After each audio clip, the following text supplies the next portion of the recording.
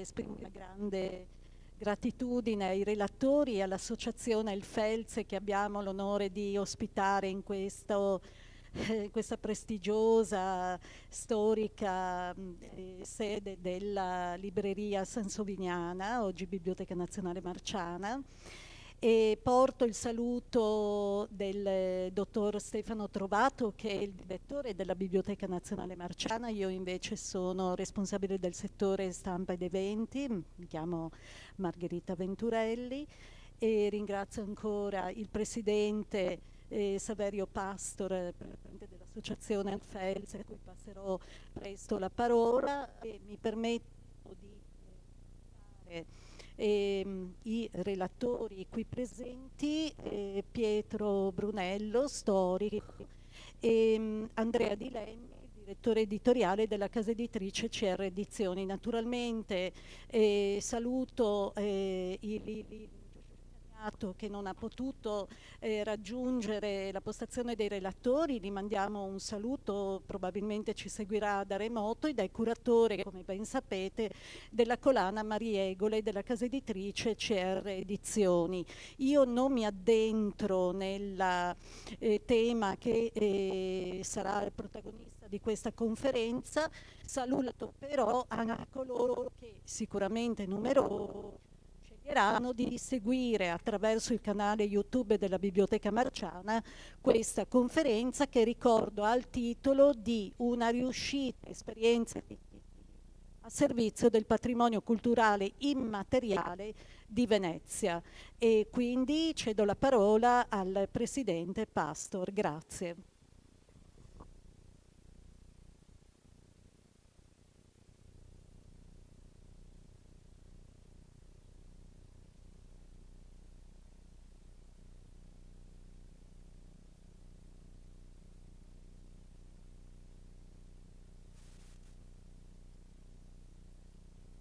Sì. Buonasera.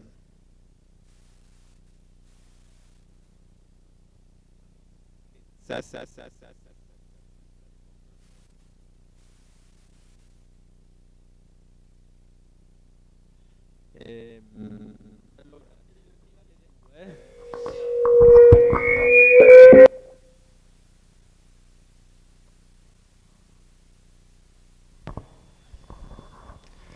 buonasera, va bene, bene. Nel 2002, con un manipolo di coraggiosi colleghi artigiani, abbiamo avuto questa balzana idea di riunire tutti gli artigiani della gondola sotto questo immaginario o immaginifico Felze, per riunire, insomma, dove raccogliere i mestieri, appunto, i mestieri della cantieristica minore veneziana, che in qualche maniera andavano un po' disperdendosi. L'ente gondola non sapeva neppure che esistesse una filiera dei mestieri della gondola, e insomma ci siamo messi insieme e abbiamo cominciato a pensare come proteggere, ma soprattutto come far conoscere, come sviluppare i mestieri della gondola. E chiaramente tra questi mestieri, oltre allo squarariol, c'è il remer, c'è il fabbro, c'è il fonditore, c'è l'intagliatore, c'è il doratore, il battiloro, la doratora, i doradori, e poi tutti quelli che si occupano degli accessori per i gondoliere, quindi barettera, sartor, eccetera. Ecco, questa decina di mestieri ha cominciato a elaborare una serie di progetti a questo scopo, e quindi quando nel 2007 ricorreva il 700 centenario del riconoscimento ufficiale della Mariegola dei Remeri, abbiamo messo insieme tutta una serie di iniziative complesse articolate tra le province di Venezia, Belluno e Treviso per celebrare questo anniversario e abbiamo cercato qualcuno che potesse curare questo insieme di eventi e soprattutto di mettere insieme le informazioni e le storie e le conoscenze storiche che attorno a questi mestieri si erano comunque nel frattempo evidenziate. Giovanni Cagnato è un amico e già da anni aveva prodotto delle pubblicazioni sull'arte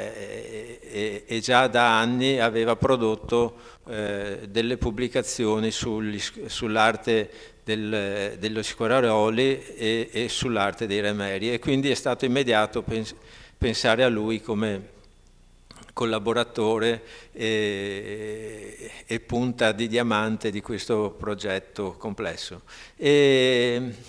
Giovanni Cagnato già nel 2007 aveva lavorato parecchio con la casa editrice CR di Verona e con questa ci ha messo in contatto.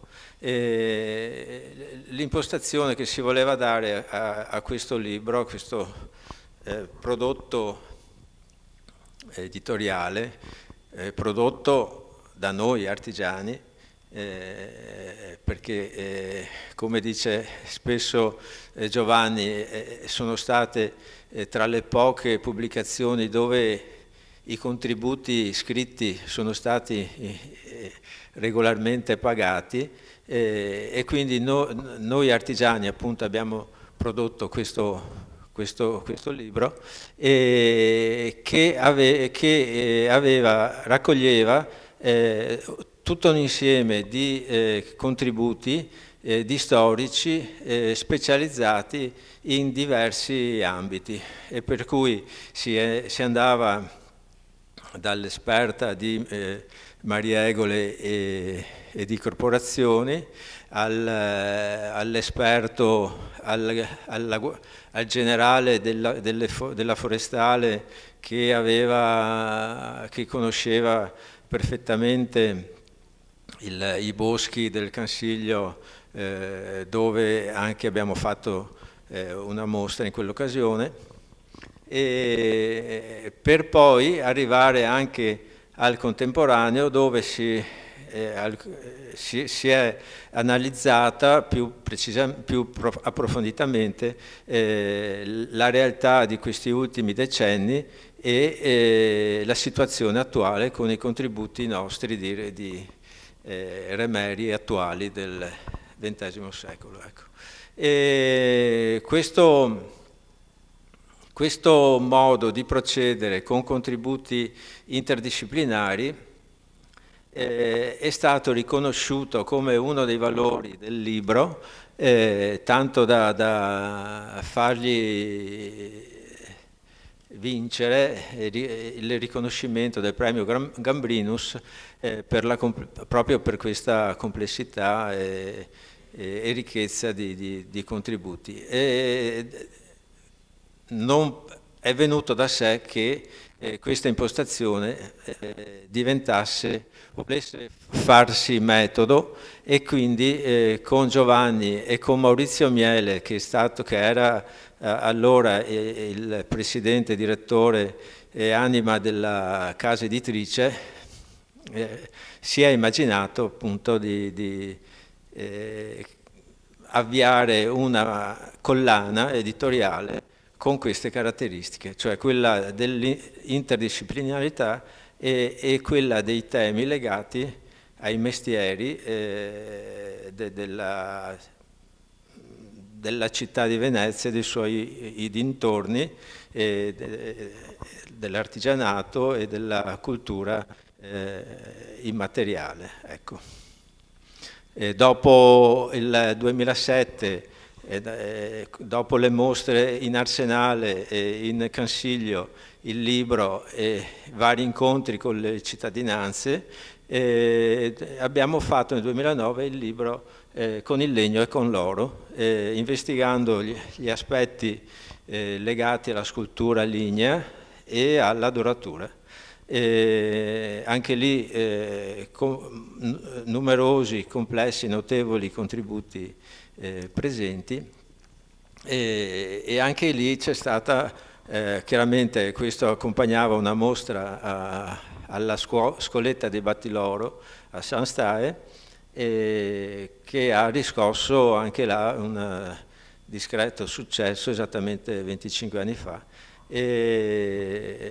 Ecco, un po' più avanti Gianfranco Munarotto all'interno di questa collana ha messo insieme le informazioni legate ai colori della veneziana, producendo un libro assolutamente di pregio e notevolmente importante per le informazioni, se si vuole, un po' tecniche, ma indispensabili a capire un modo di procedere e di lavorare nella marineria. E per finire, l'ultimo numero della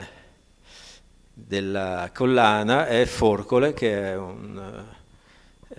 un libro che ho curato io e che è arrivato alla terza edizione, e che mette insieme tutta una serie di contributi sulle forcole come oggetti d'uso, ma non solo, perché nel frattempo le forcole sono diventate degli oggetti anche ricchi di simbologie, e di questa complessità si percepisce l'articolazione in questo libro ricco anche di immagini e di contributi, appunto. Ecco.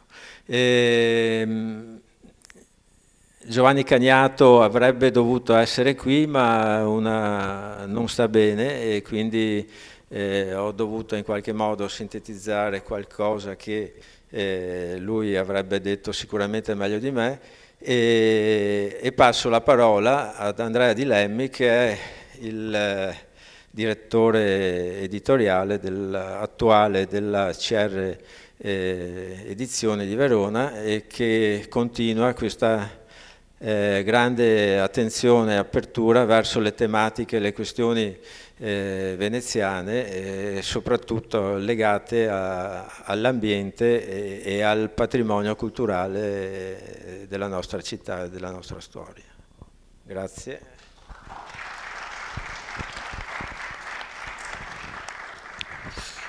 Allora, vediamo, sì.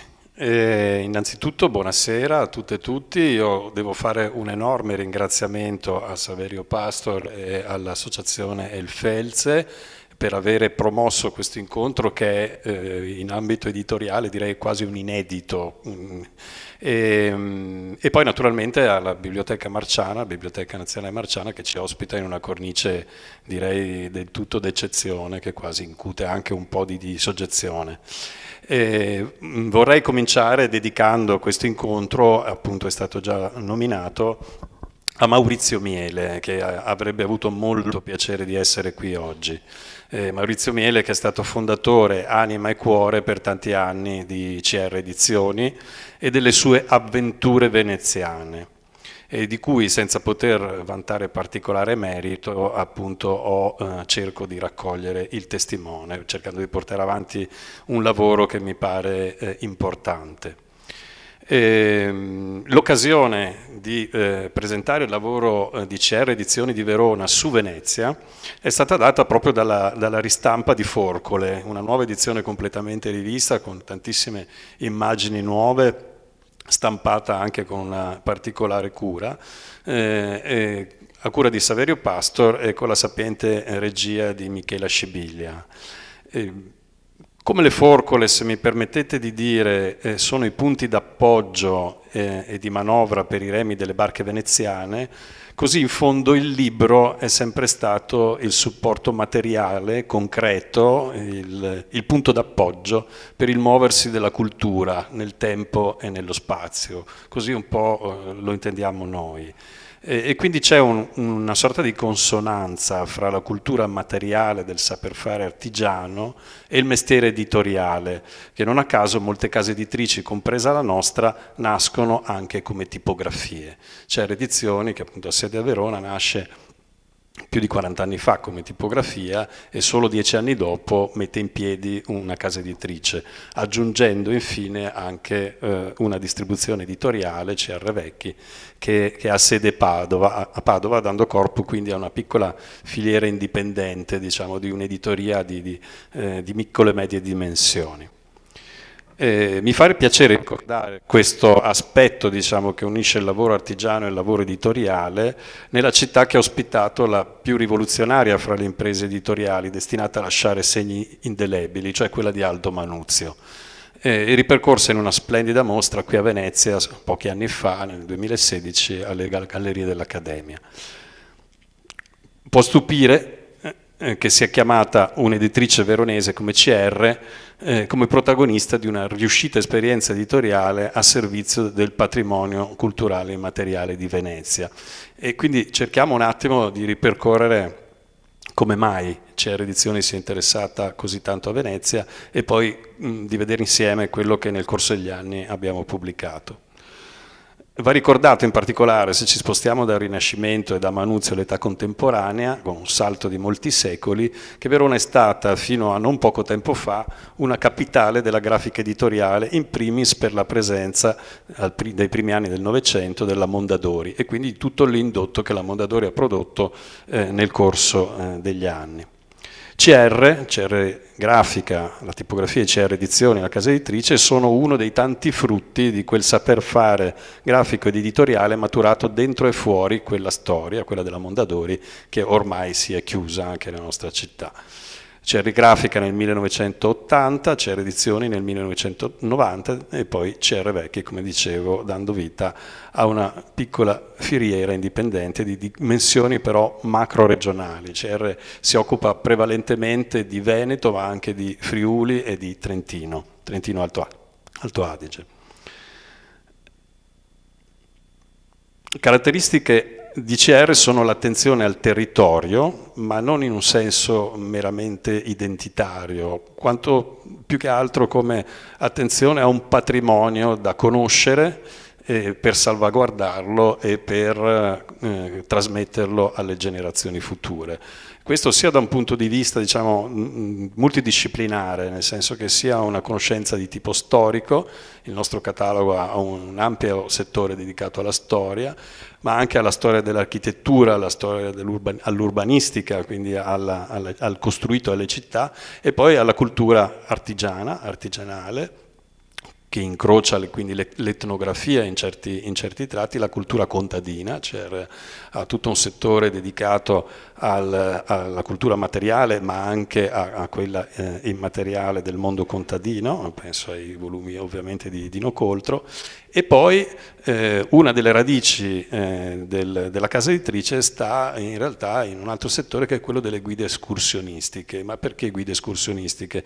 Non solo come strumenti, diciamo, per la gita della domenica, ma proprio come strumento di conoscenza del territorio. E quindi abbiamo dalle guide alpinistiche a quelle di un escursionismo, diciamo, più soft, tutta una serie di vasta gamma e di esplorazione dei territori del Veneto, del Friuli e del Trentino. Questo per dare conto un po' del catalogo. All'interno di questo catalogo c'è un focus particolare sui centri urbani del Veneto, e tant'è vero che abbiamo dato vita anche a una collana che si chiama Urbana, di cui abbiamo prodotto appunto alcune storie di Padova, storia di Belluno, storia di Vicenza, Verona, Trento. Ci manca Venezia, perché Venezia è oggettivamente molto più complessa e chiaramente esistono già dei volumi molto importanti che ne fanno la storia.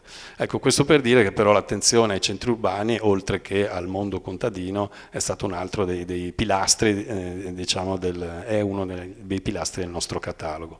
All'interno del catalogo, come dire, quando sono qualche anno fa approdato in CR, facevamo ancora un catalogo della casa editrice, il classico catalogo tutto il pubblicato, no?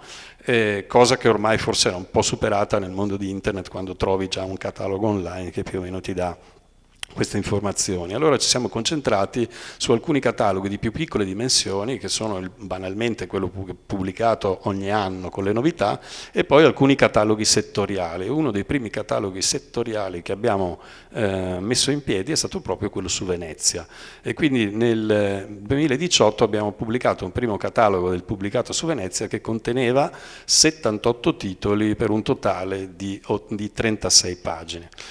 Oggi proponiamo, purtroppo non abbiamo fatto in tempo a stamparlo materialmente, ma lo faremo presto, un aggiornamento di quel catalogo che tiene conto anche di tutto quello che abbiamo pubblicato dal 2018 ad oggi, e possiamo dire appunto di essere arrivato a un totale di più di 100 titoli, 108 pubblicati, quindi con un ritmo di circa 5 titoli su Venezia all'anno che escono con CR Edizioni. Per fare un raffronto, una casa editrice veneziana ovviamente di altre dimensioni rispetto a CR, Marsilio, nel 2012 contava circa 300 titoli su Venezia. Per cui insomma, ovviamente fatte le debite proporzioni possiamo dire comunque di avere un discreto quantitativo. Ora, per andare un po' all'origine dell'interesse di CR per Venezia, quindi qua spostiamo un po' il focus da Venezia a Verona in questo caso, mi permetto di leggervi alcune righe che un altro pilastro di CR, Gerardo Gerarda, assieme a Maurizio Miele, mi ha gentilmente scritto per ripercorrere un po' i primi passaggi che hanno portato a questo catalogo così corposo. Per reperire le prime tracce del lavoro di CR in quell'ambito territoriale, cioè Venezia, e qui andiamo un attimo alle origini, bisogna risalire al 1992, anno in cui esce presso la collana Fuori Porta la guida alla laguna nord di Venezia ad opera del naturalista Michele Zanetti. È anche l'anno di uscita del primo importante volume a carattere geografico interdisciplinare, l'archetipo metodologico di una serie pluridecennale di volumi dedicati al territorio triveneto dalla casa editrice. Progettato e curato da Eugenio Turri, è dedicato al bacino idrografico dell'Adige. Nel corso dello stesso anno una serie di incontri fra Turri e Zanetti conduce alla decisione di dare seguito al lavoro sull'Adige con un progetto dedicato alla laguna di Venezia. Il volume, che vedrà la luce nel 1995, si rivelerà di decisiva importanza per la costruzione di una vasta rete di importanti e stabili relazioni culturali e progettuali, con numerose istituzioni culturali, istituti universitari di ricerca, veneziani e padovani, oltre che con autori di alta levatura come Vladimiro Dorigo, coinvolto nel progetto da Zanetti. Sarà Dorigo ad imporre la presenza nel volume di Ernesto Canal, successivamente autore per CR di un fondamentale atlante di archeologia lagunare. L'archeologia della laguna di Venezia, pubblicata nel 2013, e per il cui tramite inizierà una lunga e significativa collaborazione, basti solo citare la Corrala Mariegole, appunto, con Giovanni Caniato. Sarà sempre Dorigo, immediatamente dopo il volume sulla laguna, a scegliere CR per la propria maggiore fatica, l'imponente Venezia Romanica, coinvolgendo in veste di coeditore l'Istituto Veneto di Scienze, Lettere e Arti, oltre che la Regione, naturalmente. A questo punto io vorrei, l'abbiamo evocato, leggervi due parole di Maurizio Miele sulla avventura che è stata la produzione di Venezia Romanica. L'evento, dice Maurizio, più importante è la monumentale Venezia Romanica di Vladimiro Dorigo, pubblicata in coedizione con l'Istituto Veneto e la Regione. Per la sua realizzazione, eseguita ancora una volta completamente dalla casa editrice, si è allestito e coordinato un piccolo cantiere, un grafico impaginatore, un fotografo, un editor, correttore di bozze, una disegnatrice, la prestampa di CR Grafica, che viene chiuso solo dopo 5 anni di intenso lavoro. Il risultato è un'opera di alto artigianato editoriale apprezzata da tutti gli studiosi per il metodo innovativo della ricerca e per l'esito a stampa. Ecco, queste in poche parole sono le pietre miliari su cui poi si è costruita tutta una rete di relazioni con persone, studiosi e istituzioni veneziane che hanno portato al risultato di cui parlavo prima. A questo punto io vi farei brevemente passare in rassegna la nuova edizione del catalogo su Venezia, che si apre ovviamente, oltre che con una icona della città, con un breve brano di Fernand Braudel pubblicato nel Respiro di Venezia nel 2000. Allora, il nostro catalogo si apre ovviamente con un po' gli highlights di carattere, diciamo anche un po' di interesse per il turista su Venezia. Partiamo appunto dai libri di Wolters, che sono dedicati a Piazza San Marco, al Palazzo Ducale e a San Marco in particolare. Quindi il focus è quello sulla storia urbana, sull'architettura, sull'urbanistica. Una novità di Alberto Rizzi, uscita da pochissimo, Le Vere da Pozzo Veneziare, un'altra grande opera, un grande repertorio che analizza e raccoglie cataloga tutte le vere da pozzo, comprese quelle scomparse. C'era anche qualche anno fa, era stato introdotto da una piccola pubblicazione che anticipava quella più grande, ma Alberto Rizzi è noto soprattutto in CR per avere dato alle stampe la nuova edizione dei 3 volumi sui Leoni di San Marco, un'altra enorme catalogazione di un'icona. Abbiamo poi Donatella Calabi, con una pubblicazione su Rialto, quindi una questione urbana, e poi Mastandrea sui dogi e un piccolo libretto che abbiamo fatto uscire appunto in occasione di pandemia, cioè una cronaca del Cinquecento sulla peste a Venezia del 1576, scritta da Rocco Benedetti, notaio, che ha straordinarie similitudini con quello che ci siamo trovati a vivere tutti quanti in tempi recenti. Passerei in rassegna velocemente le altre pagine per ricordare ancora una volta questa opera memorabile fatta anche in collaborazione con l'UNESCO sulla laguna di Venezia, a cura di Turri, Zanetti e Caniato. Di pochi anni fa è la pubblicazione di questo altro grande volume dedicato alla facciata nord di San Marco a Venezia, che ha fatto il punto anche su tutta una serie di restauri. Ecco, vorrei rimarcare il fatto che si tratta di volumi importanti anche per la storia del patrimonio architettonico e artistico cittadino, strumenti che servono poi non solo a chi li studia, ma anche a chi ci deve mettere le mani per preservarli, insomma.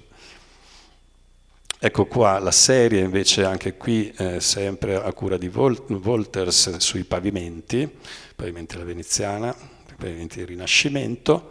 Architettura e ornamento, un altro dei testi fondamentali di Wolters.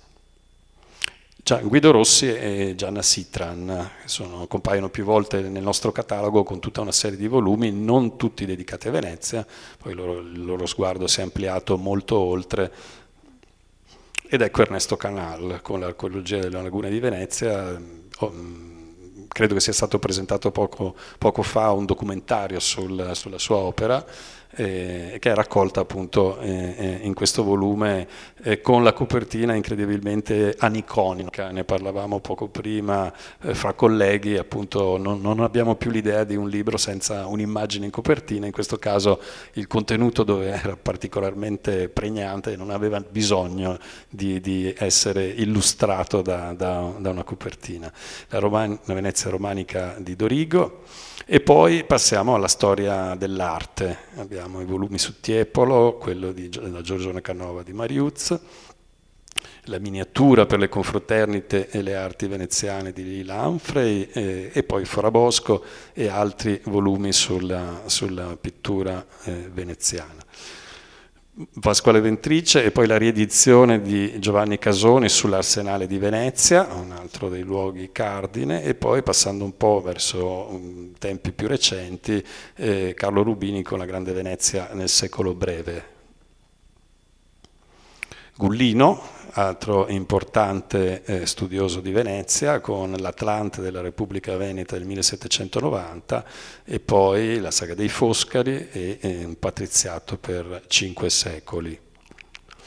Arriviamo a Brunello, che abbiamo qui e che ascolteremo dopo, con un bellissimo e corposo libro Colpi di scena, che ci porta quasi come una cronaca ora per ora nel 48 veneziano. Questo volume è un catalogo in realtà di una mostra, ha accompagnato una mostra sui volti e luoghi di Venezia nel 48-49, la differenza repubblicana, e poi vincitore anche questo di un Gambrinus, la storia del Carnevale di Venezia di Gisbertrand. Abbiamo poi pubblicato una proposta di Riccardo Calimani con Giorgio Orsoni su una raccolta, diciamo, delle principali pagine più note e meno note della letteratura che parlano di Venezia, che ha suscitato parecchio interesse, e poi di Martino Rizzi, e forse ne parleremo brevemente fra poco perché è una novità, un libro uscito molto di recente, sugli aeronauti nei cieli di Venezia, cioè uomini e macchine volanti alle origini, diciamo così, della conquista del cielo. Roberto Berveglieri con ingegnosi artifizi invece ci porta in archivio e ci fa scoprire praticamente ci trascrive, ci fa scoprire l'intero corpus dei brevetti della Serenissima. Questo è il primo volume, stiamo lavorando al secondo e al terzo che dovrebbero vedere la luce già nel gennaio del 2025. Poi c'è un interesse, diciamo, il focus si sposta un po' più avanti e soprattutto qui attraverso la collaborazione con l'Istituto Veneto di con l'Istituto Veneziano per la storia della resistenza e l'età contemporanea, la Fondazione Rinascita 2007, abbiamo una serie di volumi sulla Venezia più contemporanea, diciamo così, del Novecento soprattutto. Li passo molto velocemente in rassegna. Ovviamente c'è tutta la questione anche del fascismo, delle leggi razziali, delle persecuzioni della Seconda Guerra Mondiale e della resistenza, con una serie di volumi di ricerca ma anche una serie di memorie molto interessanti per aprire squarci appunto sulla Venezia dell'epoca. E infine abbiamo Nelly Elda Valzan Marchini, abbiamo Claudio Povolo sull'amministrazione della giustizia. Passo proprio molto velocemente, ecco qui i volumi di Valzan Marchini sulla salute a Venezia, sulle terme, e fino ad arrivare poi all'epopea, diciamo così, di un Palmiro Fongher recentemente scomparso, di cui abbiamo avuto la possibilità di pubblicare il libro che purtroppo non ha fatto in tempo per poco a vedere. Caso particolare, Eugenio Manzato, in CR non pubblica molta letteratura, ci ha convinto molto questo l'ultima volta il dottor Romani, un romanzo storico ambientato in gran parte a Venezia, che ha suscitato un grande interesse. Manzato è stato per anni direttore dei musei civici di Treviso, si è cimentato in questa avventura letteraria. Ancora qui il Petrolchimico e via fino ad arrivare appunto alla Corriana delle Mariegole di cui abbiamo appena parlato.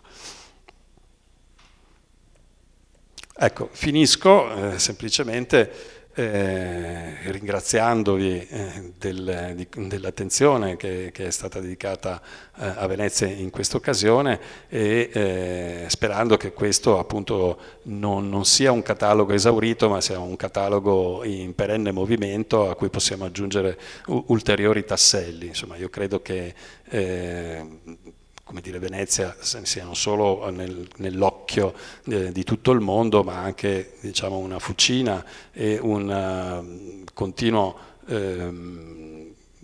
come dire,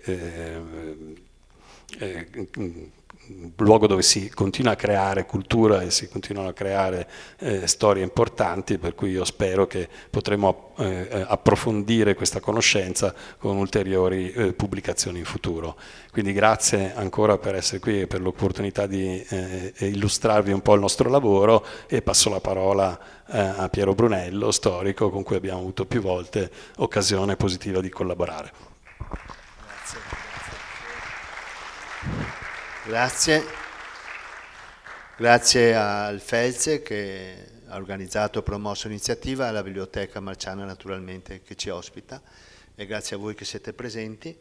Ecco, mi pare che i due interventi hanno un po' spiegato, illustrato la varietà dei temi, degli argomenti veneziani di cui CR si è occupata. Io vorrei rispondere a una domanda: in che modo la casa editrice CR contribuisce a una immagine di Venezia? In che modo contribuisce alla formazione di una opinione pubblica a Venezia e su Venezia e nel territorio veneziano? Penso che un buon caso di studio, ne farò due, un buon caso di studio sia quello che è già stato citato, che è quello della laguna, uscito il primo, poi è il biglietto da visita, diciamo, con cui CR si è presentata alla città nel 1995. Ricordo perché andai io a ricevere Gerardo Gerara a Venezia, che non conoscevo, mentre ero amico di Irene Insam, di Corrado Brigo, di Maurizio Miele, e dico questo perché, come hanno citato anche, hanno detto chi mi ha preceduto, una casa editrice è in sostanza una rete di relazioni, chi presenta chi. Ecco, ho ripreso il volume in mano adesso e devo dire che si capisce perché dalla metà degli anni 90 CR sia diventata un interlocutore serio e affidabile per quanti si occupano di storia di Venezia. Apparato iconografico molto ricco, altrettanto la scelta delle schede tematiche, studiosi i migliori, diciamo, che si occupavano di questi temi. Ecco, il volume voleva essere consapevolmente un contributo alle discussioni molto accese che in quel periodo avvenivano a Venezia. Ricordiamo brevemente, il progetto di Expo era stato bloccato da poco tempo, in seguito a una mobilitazione cittadina e internazionale, e la progettazione esecutiva del MOSE aveva appena ottenuto il parere favorevole del Consiglio Superiore dei Lavori Pubblici, ma aspettava ancora la valutazione di impatto ambientale. Nell'introduzione al volume, Angelo Marzollo, che era responsabile di un progetto UNESCO relativo a Venezia, definiva il progetto di Expo 2000 un kitsch avveniristico che ricordava l'auspicio di Marinetti che in sostanza Venezia, il futuro di Venezia sarebbe stato di una città cementificata, e si augurava che il volume potesse essere dice lui, significativo contributo a una vera salvaguardia di Venezia e della sua laguna. Giovanni Cagnato, che è uno dei tre curatori, gli altri erano Eugenio Turri e Michele Zanetti, concludeva il suo saggio con l'augurio che gli amministratori, dice lui, prendessero consapevolezza dei problemi e dell'urgenza con cui dovevano essere affrontati. Riassumendo i contributi del volume, soprattutto quello di Dorigo e di Canal, Eugenio Turri sottolinea il fatto che la laguna è una costruzione fatta di uomini che a un certo punto, a un certo momento della loro storia, hanno visto il mare minacciare i loro insediamenti. All'epoca, in età romana, l'attuale territorio lagunare era centuriato e quindi popolato, e hanno costruito uno spazio lagunare per poi difenderlo dall'interramento. E alla situazione al momento in cui usciva il libro allarmante.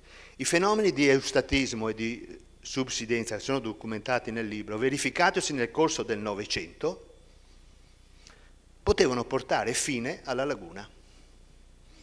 Come all'epoca, cioè di Cristoforo Sabbadino nel Cinquecento, la sopravvivenza della laguna sembrava affidata alla difesa dalle minacce provenienti dalla terraferma, e cioè non solo nel Novecento dal corso dei fiumi che portavano all'interramento della laguna, ma anche all'inquinamento agricolo che portavano, ma anche della zona industriale che minacciava quello che veniva definito, e i termini sono degli anni 90 proprio, un equilibrio fragile e delicato, quello lagunare. Porto Marghera, che peraltro era in fase di smantellamento, rivelava la propria incompatibilità con la laguna. Ecco, io credo che sarebbe interessante, visto uno sguardo storico che mi è stato chiesto, sarebbe interessante a 30 anni di distanza inserire questo volume nel clima culturale e politico di fine Novecento, caratterizzato da quello che pochissimi anni dopo Luca Pes, in un saggio sugli ultimi 40 anni, mi pare si chiamava, pubblicato nella Storia di Venezia della Treccani, definiva una nuova ideologia veneziana, neo-insulare, che più che sull'ambiente naturale si focalizzava sulla città e la laguna intese come, sto citando, espressione di una civiltà e di una storia.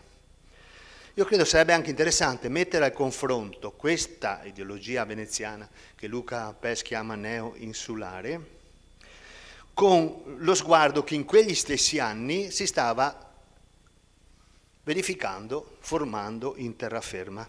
Prendiamo il tema della diversione dei fiumi, portati fuori dalla laguna e fatti sfociare in mare. Il volume scrive che questa diversione era stata attuata tra incertezze, arretramenti e riprese. Dorigo. Tentennamenti, sperimentazioni e non di rado insuccessi di Staniato.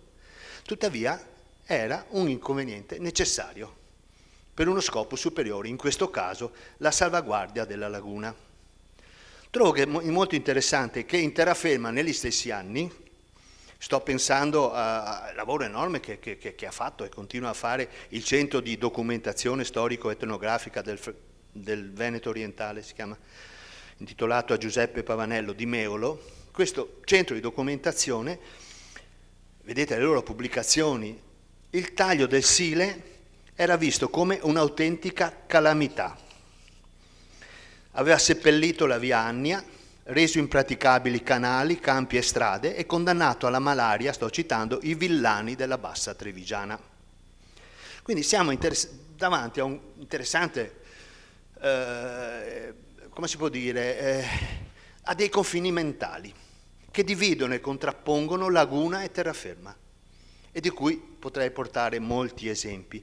I comitati sorti a Mestre dopo gli allagamenti del 2006-2007 ritagliano come confini mentali un territorio che va dalle sorgenti del Risorgive e si ferma al bordo della laguna. Viceversa, l'attivismo civico messo in atto a Venezia, grandissimo attivismo civico messo in atto a Venezia, dopo la sequenza di acque alte eccezionali di pochi anni fa, novembre 2019, non hanno oltrepassato il Ponte della Libertà. Si possono unire questi sguardi?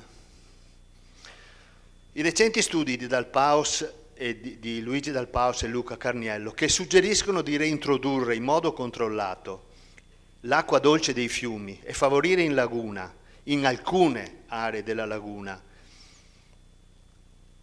favorire il cannetto, sono un esempio di uno sguardo integrato, io credo, che suggerisce di mettere assieme corso dei fiumi, laguna e mare, acqua dolce e acqua salata.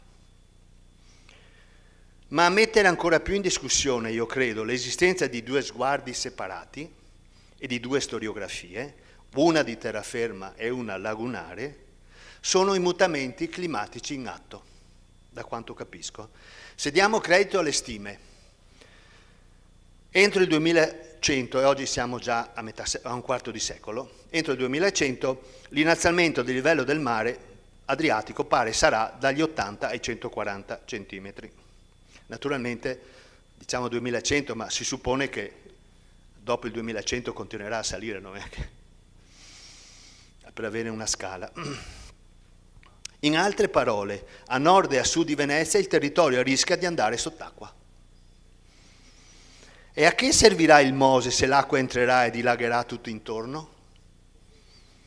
Questa è la domanda posta, che riprendo da un documento pubblicato di recente, se lo trovate nel sito dei Wuming.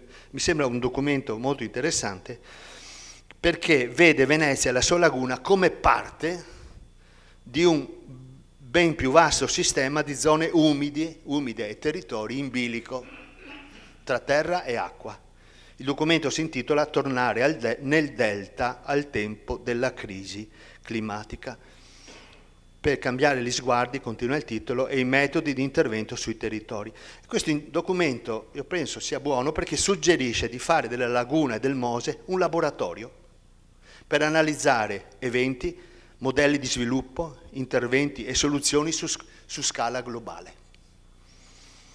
Per cui chissà come sarebbe oggi un nuovo volume, sempre pubblicato da CR, sui temi di Venezia, dei corsi d'acqua e della laguna. Che sia arrivato il momento di pensarci.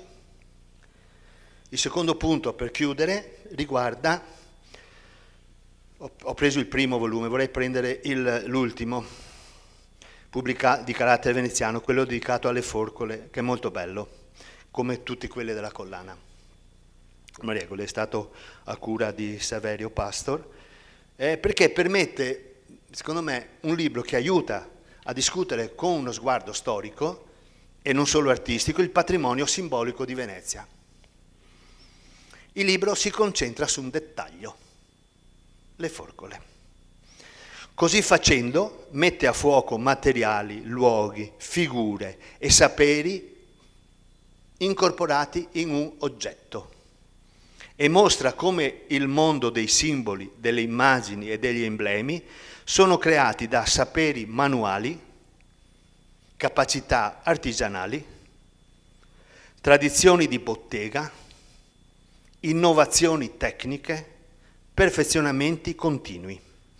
Per cominciare, lo stesso curatore del libro, oltre che uno studioso, è un artigiano. Non studia le forcole solo, ma le costruisce. Nel corso dei secoli la forcola ha una sua evoluzione, come dice il titolo del capitolo del libro opera di Gianfranco Munerotto. E questa evoluzione avviene sulla base degli scambi di esperienza tra chi costruisce e chi usa la forcola. Non si tramanda grazie a testi scritti, ma grazie a confronti tra artigiani e rematori. In altre parole, grazie a una trasmissione culturale fatta di parole e di sguardi. Importantissimo nel lavoro artigianale è rubare con l'occhio, così mi diceva anche mio papà. Quindi penso che chi lavora sa cosa mi riferisco, ma anche attrezzi di lavoro, sperimentazioni e prove reiterate, conoscenza dei materiali e della venatura del legno, tecniche di voga, sguardi degli stranieri su Venezia. Tu fai un oggetto che sai che è guardato e lo sguardo influisce sul tuo modo di lavorare. La forma della forcola è dettata, per cominciare, dall'uso pratico e dallo scopo a cui è rivolta. Un conto è dover vogare tutto il giorno spingendo barche pesanti, un altro conto, lo spiega il libro, è spingere al massimo per tempi più ridotti a fini competitivi. Emblematico il caso di Strighetta, che nei primi anni 70 chiede di spostare un po' più avanti la forcola, se non ho capito male, quindi il baricentro della barca e il peso del corpo. Diverso ancora il caso della forcola da oggetto d'uso a oggetto d'arte, di cui il libro curato da Pastor offre molti esempi, anche visivi, prodotta quindi non più per essere usata da chi rema, ma ammirata in un arredo domestico o in uno spazio museale. Per fare un albero, si chiede la canzone, e per fare una forcola? Per fare una forcola ci vogliono alberi, trasporto di legname, conoscenza di materiali, vedo che l'avevo già scritto, laboratori, tecniche di lavorazione, pratiche di bottega, competenze professionali, osservazioni empiriche, capacità manuali, scambi di esperienza, studi, libri, attrezzi di lavoro, fatica fisica e così via. Come sempre, la riduzione della scala con cui si guarda a un oggetto, la messa a fuoco di un oggetto al microscopio non restringe il campo di interesse, anzi, al contrario lo allarga, perché consente di porre domande generali a partire da un caso specifico studiato da vicino, come il nostro caso. Nel nostro caso l'osservazione ravvicinata di una forcola mette in discussione la divisione tra cultura materiale e cultura immateriale. Difficile dividere patrimonio materiale e patrimonio immateriale. È ancora più difficile pensare a un patrimonio immateriale in cui non sia incorporato il lavoro umano, con il suo bagaglio di oggetti, strumenti, materiali, tecniche e competenze. Anche in questo caso, io credo, la storia di Venezia è un buon laboratorio per studiare l'intreccio tra patrimonio materiale e patrimonio immateriale. E lo dimostrano molto bene questi libri delle Mariegole, perché sono dedicati, come è stato detto, all'arte dei remeri, alle vere da pozzo, ai pavimenti alla veneziana, ai portali, alle decorazioni dei palazzi, al lavoro di intagliatori, indoratori, battiloro e così via. Finisco dicendo che credo che i temi a cui ho accennato mostrino bene come una casa editrice possa contribuire con i suoi libri alla costruzione di uno spazio pubblico in cui si forma un'opinione pubblica, cittadina. Quindi auguro anch'io a CR di continuare in questa direzione. Grazie.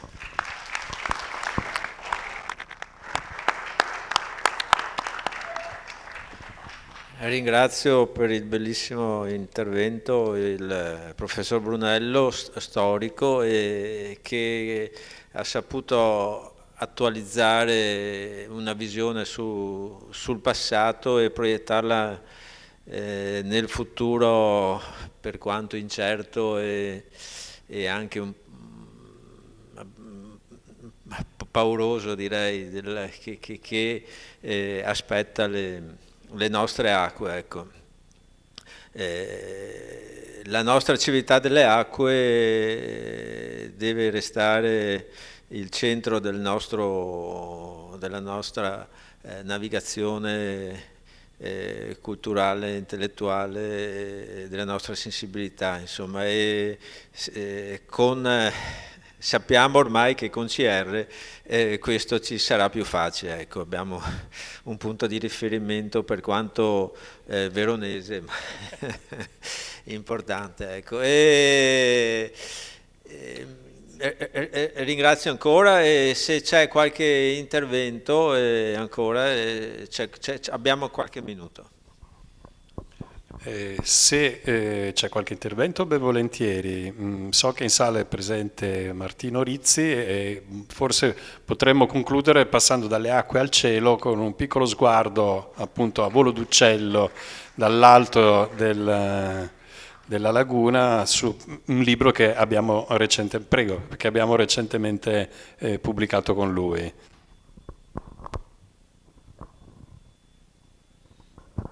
Ecco, buonasera a tutti, grazie di avermi ceduto il microfono.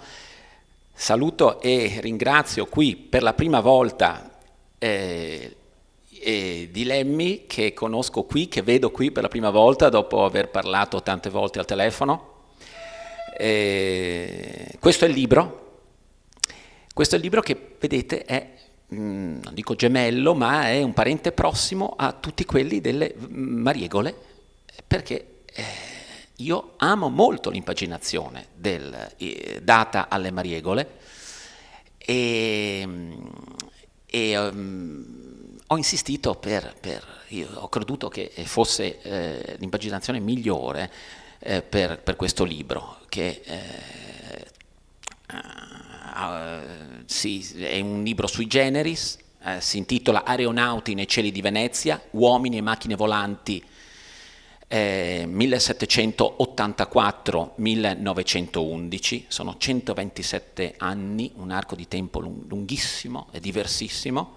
Si parte dalla Repubblica Serenissima, si finisce con il primo aeroplano che sorvola San Marco e così adesso io era un libro, credo, fatto con un certo puntiglio, con anche le note a fondo pagina, non a fondo capitolo, perché così uno può, anche se vuole, approfondire.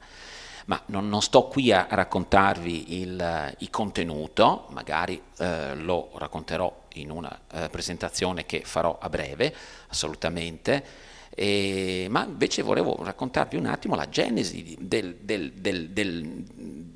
libro materiale, perché io ho iniziato con un sogno, scritto il libro e bisogna trovare un editore e niente di meglio era CR nel Veneto. Questo è il punto. Già da tutti i libri che avete visto, sin dagli anni 90, ancora prima. E niente, sono andato in internet, ho compilato il form che hanno e ho sperato, ma ho mandato un piccolo curriculum, mi ha risposto proprio di lei, mi ha chiesto di mandargli il file e dopo ho aspettato una risposta che non arrivava, credevo che non fosse di interesse alcuno e stavo per metterla via, insomma pazienza, non ha importanza.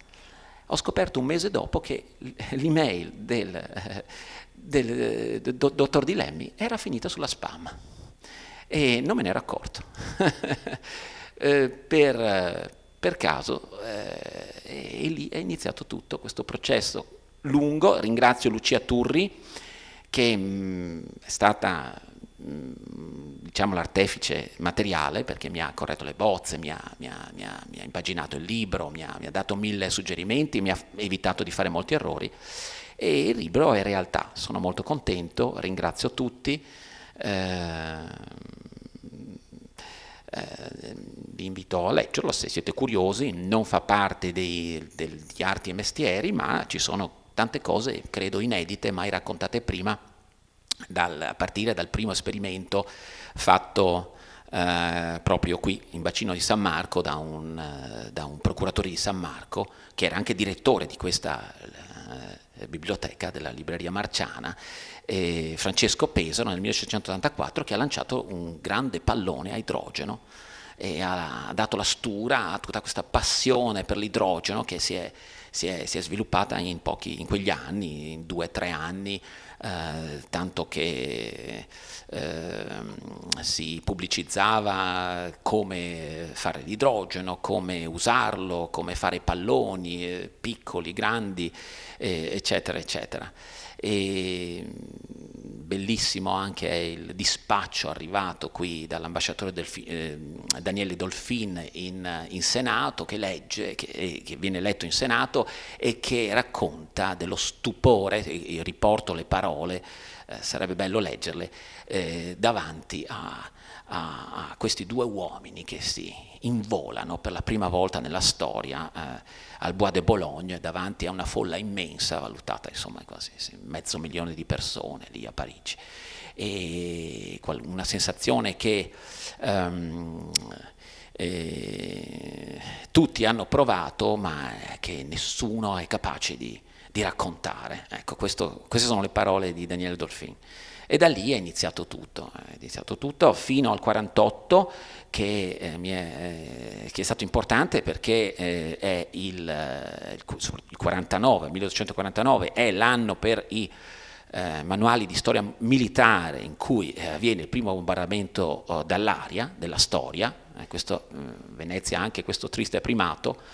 E lì ho cercato un po' di investigare, un po' di andare anche a Vienna, di andare a vedere negli archivi di Vienna cosa si diceva di questo bombardamento, e è venuto fuori qualcosa di interessante, tra cui anche è venuta fuori una mappa dell'assedio marittimo, del blocco navale di Venezia, che credo fosse la prima volta che è venuta fuori qui in Italia. E così avanti nella storia fino all'aviazione. Vi ringrazio e complimenti a voi, a Saverio, e grazie a CR. Grazie. Allora, sempre rinnovando i ringraziamenti a chi ci ospita, volevo ringraziare il lavoro di squadra che sta dietro a tutte queste opere, dalla squadra di artigiani che anima l'associazione Il Felze, alla squadra di contributori ai singoli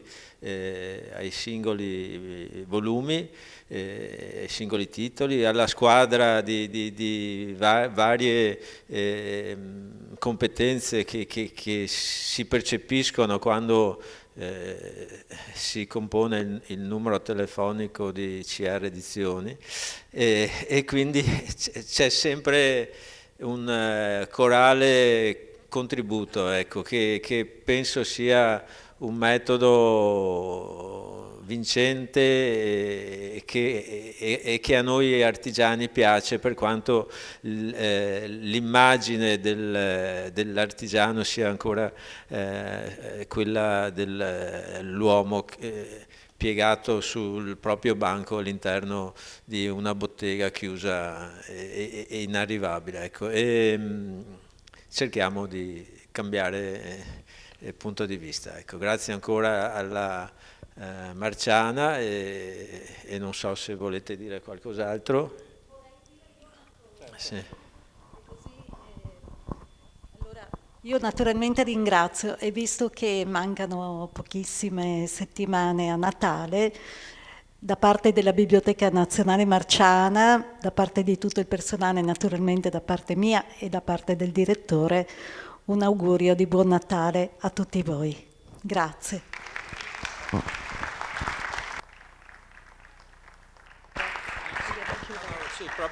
Sì, un attimo per ringraziare l'associazione Piazza San Marco, che è qui rappresentata dal Presidente, che poi ci aspetta giù per un brindisi, e quindi grazie Claudio, grazie all'associazione San Marco.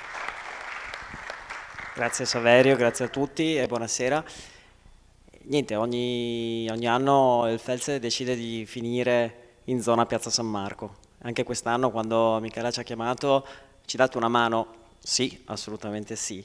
Quindi l'associazione Piazza San Marco nasce circa 30 anni fa per volere di alcuni veneziani che in piazza lavoravano e sentono da subito la necessità di salvaguardare il patrimonio artistico, il luogo, e di promuoverlo in quello che per noi è il giusto modo.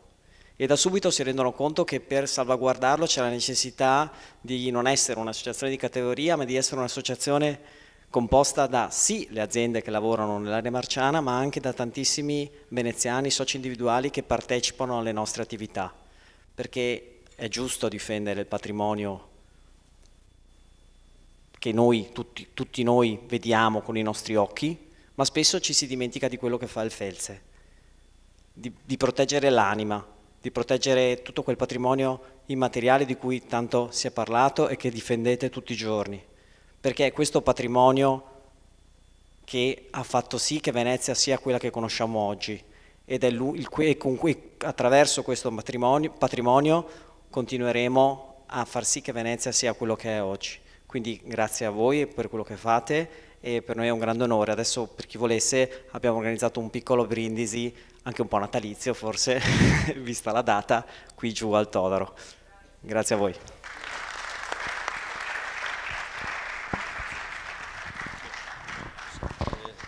Grazie a tutti, e con questo finisce anche il ciclo di Storie sotto il Felse del 2024, e ci vediamo nel 2025, e grazie per l'attenzione. Il sito è tendenzialmente aggiornato, non sempre ma spesso, grazie, ciao.